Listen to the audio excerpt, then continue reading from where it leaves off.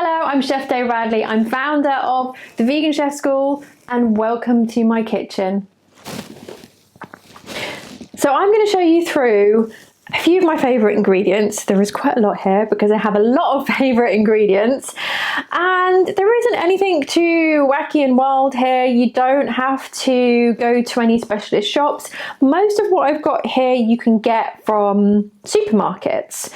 It is very accessible. Nowadays, getting good vegan ingredients is pretty easy. Okay, so the first thing that we've got over here is onions and garlic. And of course you are going to be familiar with that, but I'm going to give you some pointers to get the most out of them. And firstly, why are they important? Well, they're important because they give our food a lot of flavour. It gives our food a depth of flavour, a savouriness, but it has this kind of caramelised sweetness as well because there are some really good sugars in these ingredients, but they do need to be cooked correctly. So whenever I am frying chopped onions, I actually fry them for quite a long time. I don't add lots of oil, so if the oil does dry out, I add splashes of water, just small amounts of water, not loads, we don't want to drown it. And that will keep the cooking process going on longer, but without adding lots of oil.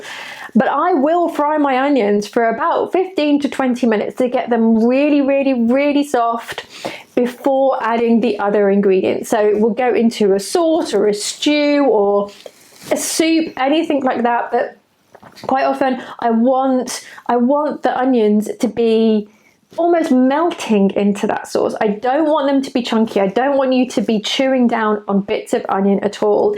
And that way we get the most flavour out of them. So similarly with garlic, the way that we get the most flavour out of garlic is by making the bits of it smaller. So either we can finely chop it, or we can grate it, or we can put it in a pestle and mortar. And that way we will get lots more flavour out of it. If you want a milder flavour, then you can slice your garlic instead. I always buy large garlic, because I hate those finicky little garlic cloves that you have to spend ages peeling. It really annoys me. And I'm always in a rush when I want to cook. I'm always in a rush. So the quicker things are, the better. Garlic and onion, they both have this wonderful pungent flavour and it gives this depth of flavour, these different layers to your food. If you don't want to use onion and garlic, there is an alternative though.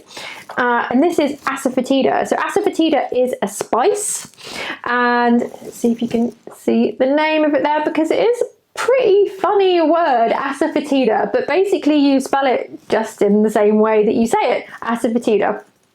And it gives this pungency that you get from garlic and onion, but without using garlic and onions. And it is amazing in Indian curries. It will take your Indian curries to the next level. You can get it in supermarkets. You don't have to hunt it down in specialist shops.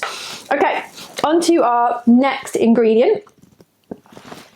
Okay, onto our next ingredient, we've got mushrooms. So quite often when people go vegan, they complain that the food isn't filling them up enough. And one way we can fix this is by using ingredients like mushrooms. Mushrooms are very filling and they're also quite meaty depending on how you cook them. They also have a huge amount of umami in them, and umami is something that I think is very important when we're talking about vegan cuisine. And that is because apparently umami is the one taste out of the 5 tastes that a lot of people miss when they go vegan. So what is umami?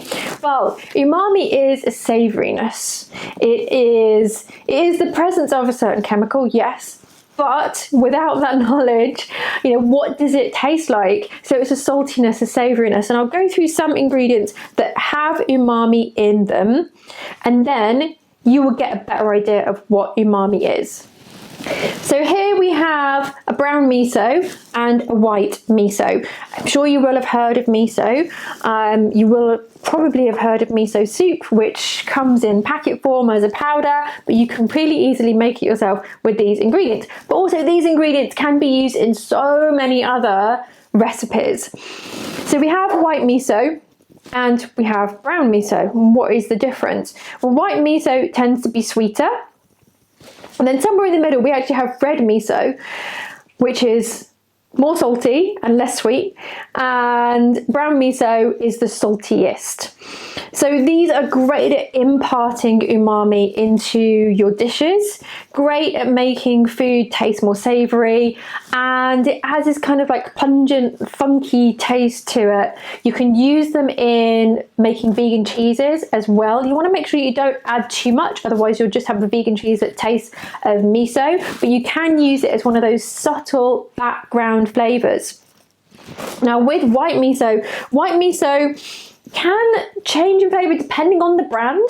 So you will find some brands that are sweeter than others, some brands that are a bit more kind of fermented tasting, and miso is so good for us. It's really, really good for our guts because it's got a lot of healthy bacteria in it, but because of that we need to be careful with how we cook it. So we don't want to boil it, or shall I say, if we boil it, we're getting rid of the good healthy bacteria in it, so it isn't going to be as good for us. So if you're adding it to something like a soup, make the soup first, blend it, and then add the miso. Yeah, so you're not bubbling it away or anything like that. But to be fair, there are some recipes that I've made where just because of the cooking process you do end up bubbling it, but you know, it means that we're not going to get as much nutrition out of the miso, but for the sake of a good dish, that's what I've done. But these are great to have in your fridge. They will last absolutely ages. It comes in a massive tub as well, so this could last you a year. You might have to hunt them down. White miso, I think this one I got at Tesco, so you know, really easy to come by. This one not so much, but you know, if you go to a health food shop once a year and buy them then, and then they'll keep you going for a year. Lots of umami in there.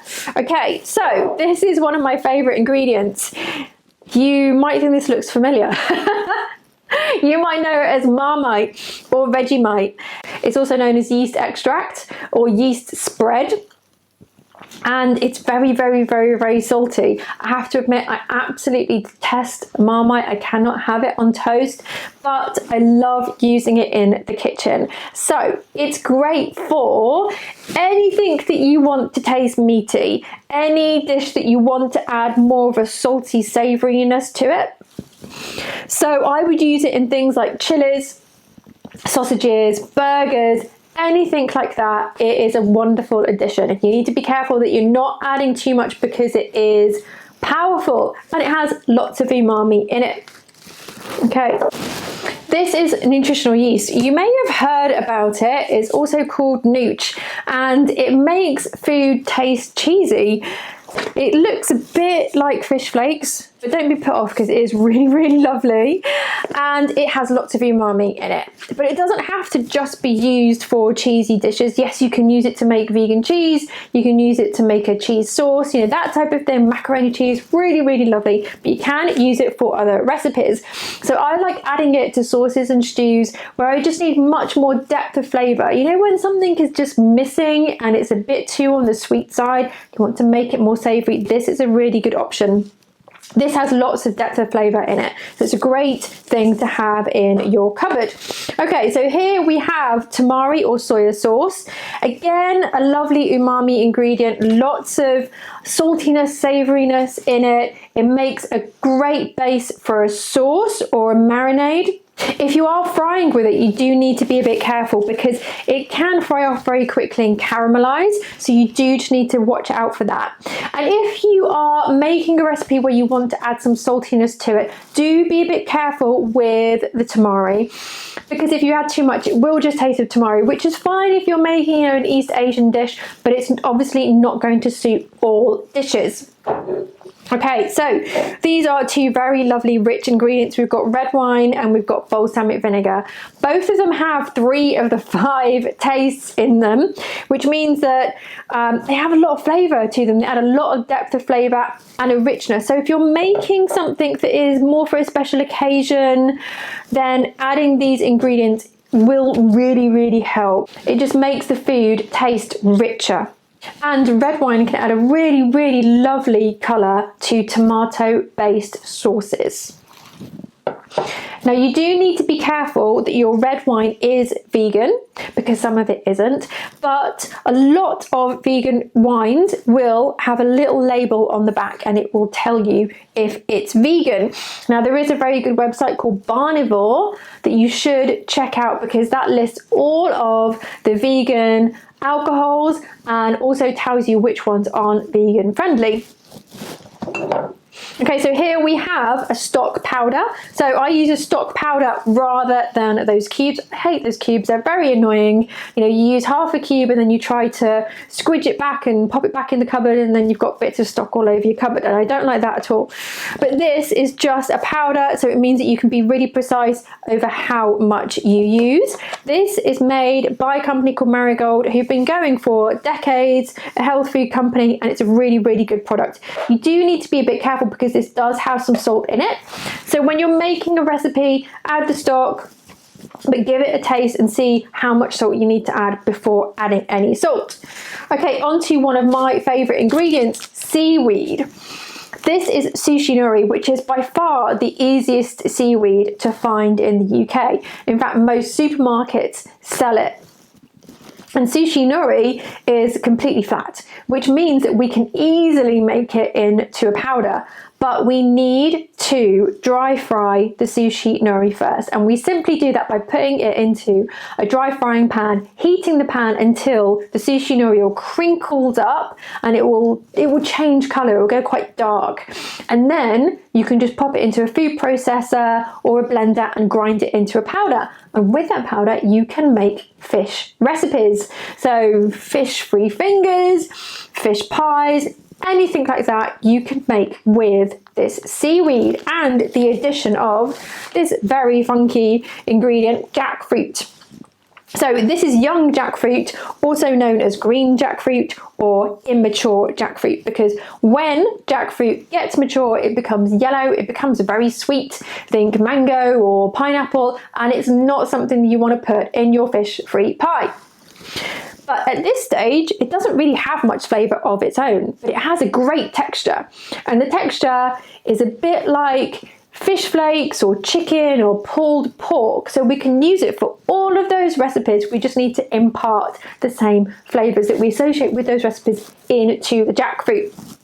But when you're using jackfruit, be sure to really, really squeeze it, get all of that water out, and then add what flavours you want to add to it. Really, really lovely ingredient. These two together are absolutely amazing. Now on to tofu. This is firm tofu here. And here we have nude tofu. So it doesn't really have much of a flavour of its own, but it does have a great texture, and it has a very versatile texture as well. Tofu is a sponge, which is great because it will soak up any marinade that we put with it. But before we put it with a marinade, we need to squeeze any water out of it. Now this brand doesn't actually have much water in it, which is why I like to use it, because it takes a step out of the process. But if yours does have water in it, you need to squeeze it and squeeze it and squeeze it, get all of that water out, and then put it with a marinade. And my favourite go-to marinade is simply soy sauce or tamari with some water, because otherwise it would be too salty, and then add some smoked paprika. Pop that into a Tupperware box with your chopped tofu, put the lid on, turn that box around a few times, wait half an hour, and then you can cook your tofu. But how do you cook tofu? Well, you've got two options. Either you can fry it or you can bake it. Now, if you fry it, you need to make sure that you fry it on a very high heat, because it really does need to be seared on all sides. You can also bake it, and that is my preferred method because it's foolproof and it's a lot cleaner. So simply pop your tofu onto a baking tray and into the oven at high heat. You can also add a little bit of oil just to make those edges a bit crispier. And when you're baking tofu, you can bake it for a short time, so it will be soft in the middle and then crunchy on the outside, or you can keep it going and it will get more chewy and meatier the longer you cook it. Now we also have here smoked tofu, which has loads of flavour. Think of hot dogs, really, really phenomenal product. And here we have teriyaki tofu. So both of these tofus, you don't really have to marinate them at all. They're good to go. So that just saves you a bit of time when you're cooking. Always a good thing. And here is silken tofu. So it's not to be confused with firm tofu. Usually in the UK we tend to use firm tofu for savoury dishes. You can use silken tofu in savoury dishes, for example, a miso soup. But you can also use silken tofu for a lot of sweet dishes. So say for example a panna cotta or a mousse or even a cheesecake. And here we have applewood smoked cheese. Vegan cheese is a bit of a contentious thing. Some of it is terrible, I will admit, but this is amazing. So one of the biggest differences between dairy cheese and vegan cheese is that vegan cheese differs dramatically.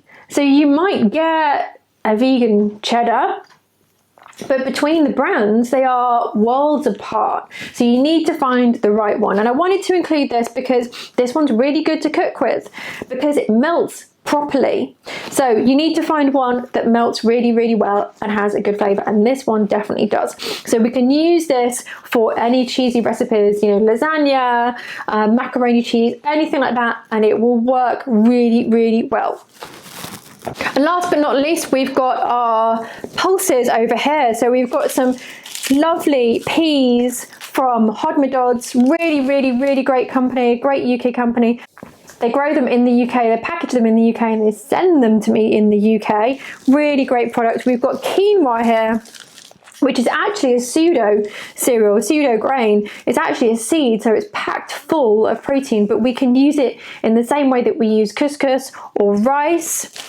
We have a beautiful black rice here, which I'm absolutely in love with. The colour is absolutely phenomenal.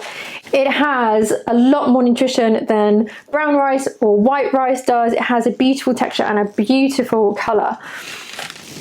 And here we have our red split lentils. So I love adding red split lentils to a quick soup or stew because they cook really, really quickly, but they just make the food more filling, which is often what I'm looking for. So it will keep you fuller up for longer. So red split lentils are definitely a must. And here we have noodles. So I have made noodle dishes, you know, East Asian dishes with this, but also I cheated and use it in Italian dishes as well. So I will make a sauce or, you know, vegetables with a sauce, something like that. And then once they're cooked, I will pop in the noodles, put the lid on, and in a couple of minutes, everything will be done. So you just need to make sure that there is enough sauce for the noodles because they will really suck up any sauce that is in there. But you can basically make a one-pot dish. As I said, you know, you just make your sauce or, you know, like a Thai curry, like that type of thing. You pop your noodles in there, pop the lid on, and then you've got dinner. Amazing. And last but not least, we've got gram flour. So I use gram flour a lot in baking because I am gluten-free, but I also use it for making things like scrambled tofu or omelets, frittatas. I love making a frittata with any leftover veg that I have in the kitchen. And gram flour gives the frittata a lovely eggy colour, which is fantastic.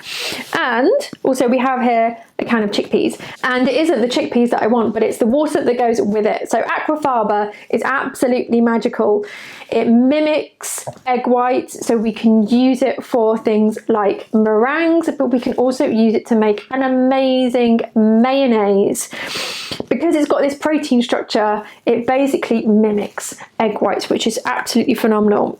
So there you go, just some of the ingredients I love to cook with at home. And on to equipment, and as you can see, there isn't a whole lot here, and that's because in my day-to-day life with the food that I eat on a daily basis, I don't use a lot of specialist equipment at all. I'd like to keep it quite simple, but here are a few things that make my life a lot easier. So the first thing is this Dutch oven. This is fantastic. It's going to last a lifetime. I use it for rising bread, But on a day-to-day basis, more often I use it for one pot dishes. So I pop all of my vegetables in there, herbs, spices, beans, rice, whatever it is, add water, pop the lid on and let it bubble away. It's great for batch cooking because it's quite big. So I can make 4 portions of a stew in here, no problem at all. And then I'll just either refrigerate or freeze the food that we don't eat. And then I've got it for the next day, which is absolutely wonderful. So here's my high-speed blender. It has a really, really good motor on it. It will blend creamy things very, very well. So say for example, I'm making something like a cashew cream or a cashew cheese, then I will use this blender so that the texture is really, really, really smooth. Now you might look at this and think, oh, you're going to use it for smoothies or milkshakes or something like that. But actually, more often than not, I use it for savory dishes. So if I'm making something like a cashew cream or a cashew cheese, I will use a high-speed blender so that the texture is really, really smooth. It will last a really long time if you get a good one, and if you're kind to it as well. If you don't add too many dry ingredients, you give that blade enough to work with as well. Okay, so this is a very, very humble tool, but so, so important in my kitchen. So if I'm making something like a cookie or a bread or a cake, anything with flour, then I will start by whisking the flour, and that will get the lumps out. And then I will add the wet ingredients incrementally. So just bit by bit, after each addition, I will use the whisk again, and that will get rid of the lumps. Okay, on to the next tool. This is a microplane, which is essentially like a fine grater. It's very, very sharp. I use it for grating citrus. So if I need to use citrus zest, if I want to add that punchy flavor, then I can use this. I can also use it for grating ginger and garlic. So if I want to make a quick stir fry, then I will use this and I'll get lots of flavor out of that garlic and that ginger. And it won't take a long time for it to cook either. I can also use it for nutmeg and chocolate, of course. And it comes with this handy shield because they are very sharp, so you do need to be careful with them. And last but definitely not least is my hand blender with chopper attachment. I have used these for many, many years, and they are so, so versatile. So I've made cheesecakes with this. I've ground nuts, I've made sauces, you name it. You can use this for so many things. Now I always get a hand blender that has a chopper attachment, because you can grind nuts, you can finely chop onions or big bunches of herbs. If you do chop onions or herbs with this, it isn't going to be that precise, but you know, if you're in a bind, if you've got a lot of food to cook in a short space of time, or you've got mobility issues, you know, you've got a sore arm or something like that, then use it. They're really, really handy for getting you to cook from scratch more often. So with a hand blender, you should get one that is over 500 watts, because then the motor will be powerful enough to stand up to, you know, nuts or thick sauces or anything like that, and it will last a much longer time.